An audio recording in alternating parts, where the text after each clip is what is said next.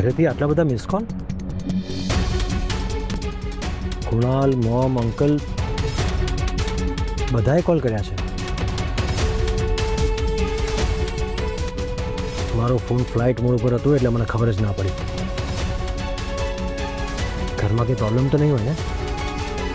ના ના, પ્રોબ્લેમ હોય તો કોકે તો ટેક્સ્ટ કર્યો જ હોત, કોઈ ના કોઈ તો મેસેજ આવ્યો જ હોત. કંઈ વાંધો નહીં, અત્યારે કોઈને કંઈ નથી કહેવું. ઘરે જઈને બધાને સરપ્રાઈઝ આપીશ. ખાસ તો સ્વાતિને સરપ્રાઈઝ આપી છે. મને જોતાની સાથે શોક્ડ થઈ જશે. એને એમ હતું કે હું કાલે પાછો આવવાનો છું. મને જોતાની સાથે જ મને કહેશે, સિદ્ધાર્થ તમે તો ક્યારેય સાચું બોલતા જ નથી. એમ કહીને કાં તો મને બોલશે, કાં તો ચોક્કસ મારી સાથે ઝઘડો કરવા આવશે.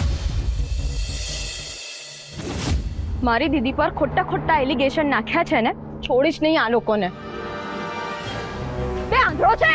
સોરી, મારું ધ્યાન ફોનમાં હતું. તો સેજ ઉપર ધ્યાન રાખને પણ. હા, હવે જો મારું ધ્યાન નહોતું તો તમારું પણ નહોતું જ ને. મારું ધ્યાન અત્યારે એક જ જગ્યાએ છે, મારી દીદીને છોડાવવામાં. હું પણ અત્યારે સ્વાતિ ભાભીને લોકઅપમાંથી બહાર કાઢવા માટે જ આવ્યો છું. ચાલો અંદર. સ્વાતિ માટે કંઈક લઈને જાઉં? હા, એને સેવપુરી ભાવે છે ને, તો એ અને ચોકલેટ લઈ જાઉં. સ્વાતિ, આજે ફક્ત સેવપુરી અને ચોકલેટ નહીં, તને એક બીજા ગુડ ન્યૂઝ પણ આપીશ. જો લાસ્ટ વાર પૂછી રહી છું, કારણ કે મારી પાસે આખા દિવસનો સમય નથી. કારણ કે હવે મારે ના છૂટકે મારો હાથ અને દંડાનો ઉપયોગ કરવો પડશે. મેં તો તમને કીધું જ મેડમ કે જ્વેલરી ક્યાં છે મને નથી ખબર. તમે કેમ મારી વાત પર વિશ્વાસ નથી કરી રહ્યા? સ્વાતિ, તું પહેલા વિચાર અને પછી મને કહે કે એ દિવસે લોકર પાસે છેલ્લી વાર કોણ આવ્યું હતું અને ક્યારે આવ્યું હતું.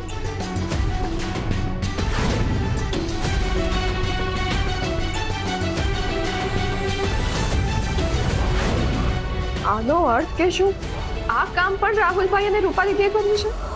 3 કરોડના ઓર્નામેન્ટ્સની ચોરી. તો દર્શકો, હવે આપણી સાથે જોડાશે સિદ્ધાર્થ પાટીદાર. તો આવો એમને જ પૂછી લઈએ કે એમની પત્નીએ કરેલા આ કાંડ વિશે એમનું શું કહેવું છે. આ બધો શેનો કેઓસ છે અહીંયા? શું થયું છે? અને તમે લોકો મારા ઘરની બહાર શું કરી રહ્યા છો? જેના પર આટલો ભરોસો કરીને તમે જ્વેલરીની જવાબદારી આપી, એ રક્ષક જ ભક્ષક નીકળી. તો આ વિશે તમે શું કહેશો સિદ્ધાર્થ પાટીદાર? શું? જ્વેલરીની ચોરી? ના ના, એવું ના થઈ શકે. મારે જોવું પડશે ઘરમાં જઈને. સર સાંભળો. રાહુલ, તે સાચે જ ચોરી નથી કરી?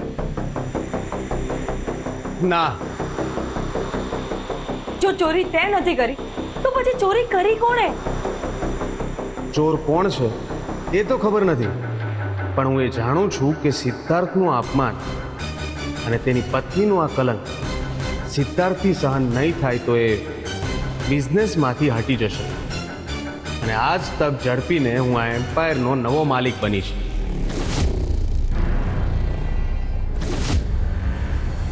મોમ, તમે આ બધું શું બોલી રહ્યા છો? તને કેટલી વખત કોલ કરવાનો ટ્રાય કર્યો પણ તારો ફોન જ નતો લાગતો. અને આ બાજુ મિસ્ટર અગરવાલ શાંત થવાનું નામ નતા લેતા. પોલીસે આખું ઘર સર્ચ કર્યું પણ જ્વેલરી ક્યાંય ન મળી. અને સ્વાતિ, આ બધો ગુનો તારા માથે લઈ લીધો. એ પોલીસ સામે સરેન્ડર થઈ ગઈ અને પોલીસ સ્ટેશન જતી રહી. સિદ્ધાર્થ, સ્વાતિએ કંઈ નથી કર્યું. એનો કોઈ જ વાંક નથી. એણે બધા દાગીના મારી સામે જ લોકરમાં મૂકીને લોક કર્યું હતું. હા, મને બધું જ સમજાઈ ગયું. હા, જોઉં છું શું કરું. કરું કોલ બેક. કોનો ફોન હતો મિહિરભાઈ? અને તમારું મોઢું કેમ આટલું ફિક્કું પડી ગયું છે? એનો ડર હતો ને જ થયું. સિદ્ધાર્થ, મિસ્ટર અગ્રવાલે આપણી અગેન્સ્ટ કેસ કરી દીધો છે. અને એટલું જ નહીં, આપણી અગેન્સ્ટ 3 કરોડનું વળતર પણ માગ્યું. હે ભગવાન, હવે શું થશે? સિદ્ધાર્થ, આપણે કેવી રીતે સ્વાતિને છોડાવીશું? હું સ્વાતિને પાછી લાવીશ જ. જોઉં છું મને કોણ રોકે છે.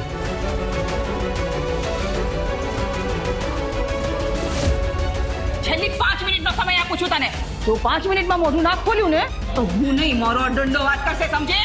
તમે ગમે તે કરો પણ મારો જવાબ એક જ રહેશે. મેં ચોરી નથી કરી. તે ચોરી નથી કરી તો દાગીનાને પાખો આવી ગઈ કે ઉડીને ગાયબ થઈ ગયા? તમે મને એકવાર તમારા સિનિયર ઓફિસર સાથે વાત કરવા દો, હું એમને આખી પરિસ્થિતિ સમજાવું. સિનિયર ઓફિસર સાથે વાત કરીશ? મોટા ઘરની વહુ છે ને એટલે જોર વધારે છે તારું. સીધે સીધું મોઢું ખોલી દે, નહીં તારા લાકડીનો સ્વાદ ચાખવો છે.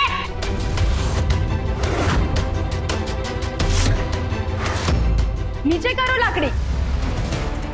મારી દીદી પર લાકડી ઉપાડવાની હિંમત કેમ થઈ? રિંકુ, તમે અત્યારે બૂમાબૂમ ના કરશો પ્લીઝ. આજે તો હું આ લોકોને બતાવી દઈશ કે રિંકુ શુંનું શું કરી શકે છે. રિંકુ, હું તને હાથ જોડું છું, અહીંયા બધું ના કરીશ, તું સીધી ઘરે જા. દીદી, હું તને અહીંથી સાથે જ લઈ જઈશ.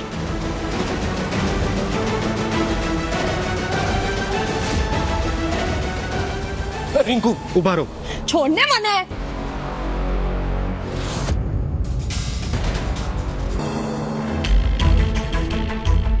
હા હા, હું તમને વિશ્વાસ અપાવું છું કે તમારો ઓર્ડર સમયસર રેડી થઈ જશે.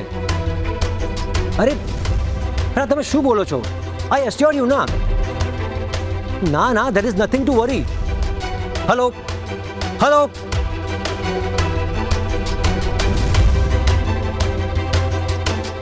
I don't know what is happening. શું થયું ભાઈ? મિસ્ટર શર્મા પણ નથી માની રહ્યા. યસ, અને કંઈ સમજાઈ નથી રહ્યું કે આ શું થઈ રહ્યું છે. બધા એક પછી એક પોતાનો ઓર્ડર વિડ્રો કરી રહ્યા છે. અરે જે ભૂલ આપણે કરી જ નથી એની સજા આપણે ભોગવી રહ્યા છીએ. Bro, I am sure mister Agarwal આપણને છોડશે ને. હજી પણ બધું ઠીક થઈ શકે છે જો મિસ્ટર અગ્રવાલ પોતાનું સ્ટેટમેન્ટ પાછું ખેંચી લે, અને એ પણ પબ્લિકલી. એ તદ્દન ઇમ્પોસિબલ છે, કારણ કે એમની એકની એક છોકરીના લગ્ન તૂટ્યા છે. અરે પણ સ્વાતિ ભાભીએ તો આ બધું પેલી સ્વાતિના કારણે થયું છે. તે દિવસે બધા સામે બહુ મોટા મોટા ડાયલોગો માર્યા હતા ને, અને એ બધા સાંભળીને ઘરના બધા ઇમ્પ્રેસ થઈ ગયા હતા. પણ ફેક્ટ એ છે કે મિસ્ટર અગ્રવાલ જે રીતે ગુસ્સે છે એ પોતાનું સ્ટેટમેન્ટ ક્યારેય વિથડ્રો નહીં કરે. કિયારા, અત્યારે આ બધું વિચારવા કરતાં સોલ્યુશન શું છે એ વિચારવું પડશે. એનીવેઝ, હું ઓફિસ જવા નીકળું છું. એક મિનિટ ભાઈ, હું પણ તમારી સાથે આવું છું. હંસાબેન, આ લંચ રેડી કરી દેજો, પછી આપણે ટિફિન લઈને નીકળીએ. વોટ? પણ હંસા કેમ લંચ બનાવી રહી છે? સ્વાતિ ક્યાં છે? ખબર નહીં ભાઈ, થોડી વાર પહેલાં મારો ફોન લઈને ગયા હતા. મને એમ કે કંઈ કામ હશે એટલે થોડી વારમાં પાછો આપી દેશે, પણ જ્યારે હું એમને ઘરમાં શોધવા ગયો તો એ કંઈ હતા જ નહીં. શું? સ્વાતિ ઘરમાં નથી? ક્યાં ગઈ એ? બ્રો, મેં એને હમણાં જ જોઈ હતી થોડી વાર પહેલા, અને બહુ ઉતાવળમાં ક્યાંક બહાર ગઈ છે. અરે પણ અત્યારે ક્યાં ગઈ? મે બી એમના પપ્પાની બર્થડે છે તો ગિફ્ટ લેવા માટે માર્કેટ ગયા હશે. અરે પણ એને મને તો કંઈ જણાવ્યું નથી. One more information bro, Swati cycle લઈને ગઈ છે. વોટ? કોની સાયકલ? આપણા ડ્રાઈવરની.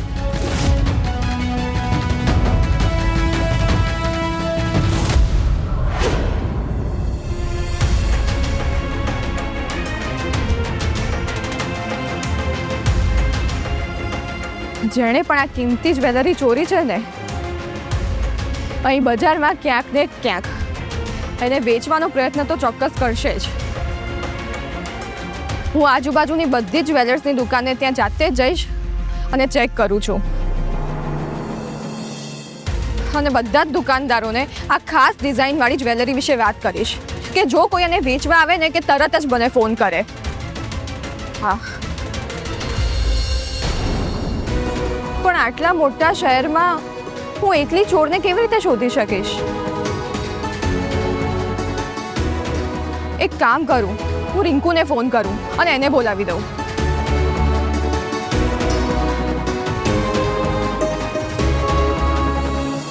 રિંકુ, હા, હું શું કહું છું, મીનાક્ષી બેનને પહેરવા માટે મારી સાડી ચાલશે ને? હા બોલ ને બેટરી. રિંકુ, હો સ્વાતિ દીદી, હું હમણાં કૃણાલને જ ફોન કરવા જઈ રહી હતી. મારે તને એક વાત પૂછવી હતી. પહેલા તું મારી વાત સાંભળ. હા બોલ ને.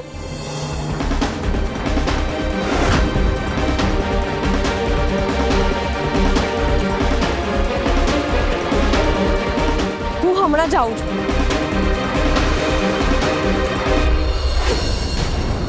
ઓ ગોડ, માર્કેટમાં બધા પાટીદાર પરિવારને ટાર્ગેટ બનાવીને બેઠા છે અને સ્વાતિ બજારમાં સાયકલ લઈને ફરી રહી છે. ભાઈ કામ ડાઉન, કદાચ કંઈક ઇમરજન્સી આવી હશે, નહીંતર એ અચાનક આવું કેમ કરે? કુણાલ પ્લીઝ, તું સ્વાતિને ડિફેન્ડ કરવાનું બંધ કર. પણ ભાઈ અરે એવી તો શું ઇમરજન્સી વાળી? હા, અરે બહાર મીડિયાવાળા બેઠા છે, પ્રેસવાળા બેઠા છે. She just had to make some news. Exactly. કાલે હેડલાઇનમાં મોટા મોટા ન્યૂઝ આવશે કે પાટીદાર પરિવાર પોતાની વહુને યોગ્ય સન્માન નથી આપતો. તારી વાત સાચી છે કિયારા.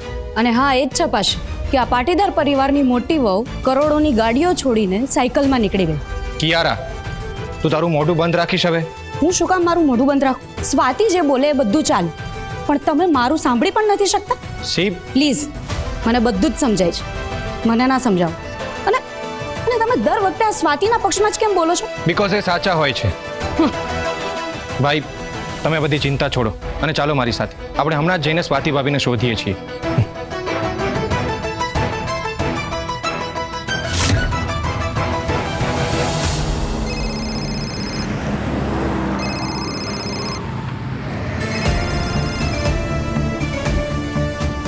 હલો સ્વાતિ, ક્યાં છે તું? હું એક કામથી બહાર આવી છું સિદ્ધાર્થ. પણ સ્વાતિ, એવી તો કઈ ઇમરજન્સી હતી કે તું આપણા ડ્રાઈવરની સાયકલ લઈને નીકળી ગઈ? અરે શું ઊંધા સીધા સવાલો કરો છો સિદ્ધાર્થ? હું એ કઈ બહાર હવા ખાવા થોડી આવી છું. આપણા ઘરમાં ચોરી થઈ છે, ચોરી. અને જેણે ચોરી કરી છે એ ચૂપચાપ તો નહીં જ બેસે ને. એ જ્વેલરીને વેચવાનો પ્રયત્ન તો કરશે જ ને. એટલા માટે જ હું અહીં બધે જ ફરી ફરીને ચેક કરીશ કે કોઈએ એને વેચવાનો પ્રયત્ન કર્યો છે કે નહીં. એટલે તું દુકાને ફરીશ અને એ પણ સાયકલ લઈને? ગોડ સ્વાતિ, હું તારું શું કરું? તારા જેવી સ્ટુપિડ છોકરી મેં મારી લાઈફમાં ક્યારેય નથી જોઈ. શું કહ્યું તમે? હું સ્ટુપિડ છું?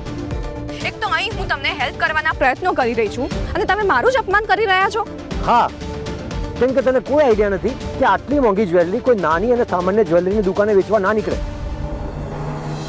સ્વાતિ, આપણી હોલમાર્ક વાળી જ્વેલરી છે. જો આટલી બધી જ્વેલરી કોઈ જ્વેલરીની દુકાને વેચવા જશે ને તો જ્વેલર સીધો આપણને ફોન કરી દેશે. તો પછી તમે જ બોલો, કેવી રીતે વેચીએ જ્વેલરી? એ બધી જ્વેલરીને અહીંયા નહીં વેચે. મે બી કોઈ બીજા શહેરમાં વેચી દેશે. પણ લિસન સ્વાતિ, કે તને ડિટેક્ટિવ બનવાનો શોખ જાગ્યો છે, પણ તને કોણે કહ્યું મારી આટલી મોટી હેલ્પ કરવાનું? તો સિદ્ધાર્થ, હું શું કરું? બસ એવી રીતે ઘરમાં બેસી રહું? સિદ્ધાર્થ, મને ચોર કહી છે, ચોર. અને તમારી બેન દિવસ રાત મારી તરફ આંગળી ચીંધે છે, અને માત્ર મારી તરફ નહીં, મારા મા અને પપ્પા તરફ પણ. સિદ્ધાર્થ, તમે તો એ દિવસે નહોતા. મારી આંખ સામે મારા મા અને પપ્પાની તપાસ થઈ છે કે એમણે ચોરી કરી છે કે નહીં. સાંભળ સ્વાતિ. ના, તમે સાંભળો. આવી પરિસ્થિતિમાં હું ચૂપચાપ તો નહીં જ બેસી શકું. તમને જે લાગે, પણ હું મારાથી બનતા બધા જ પ્રયત્ન કરીશ જ. આઈ અન્ડરસ્ટેન્ડ સ્વાતિ, સાયકલ લઈને જવાની શું જરૂર હતી? તારે કારમાં નહોતું જવું તો કેબ કરાવીને જવાય ને. જ્યાં સુધી સાયકલથી કામ ચાલતું હોય ત્યાં સુધી ગાડીનું પેટ્રોલ કેમ બાળવું?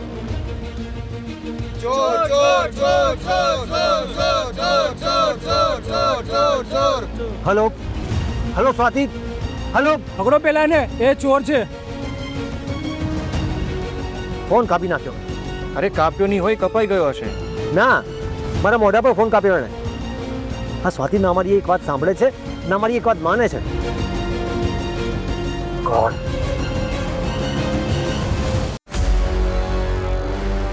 અરે રિંકુ, એક ચોર પેલી તરફ ભાગ્યો છે, એને પકડવાનો છે. જલ્દી ચાલ. ડોન્ટ વરી દીદી, રિંકુ છે ને.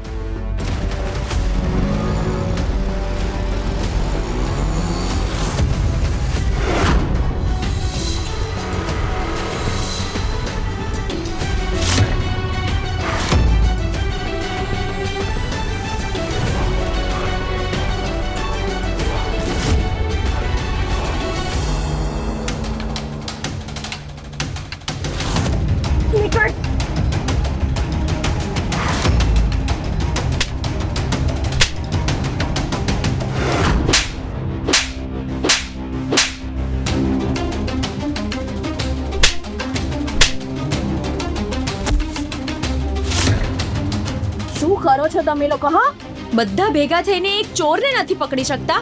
હમણાં ચોર ભાગી ગયો હોત તો.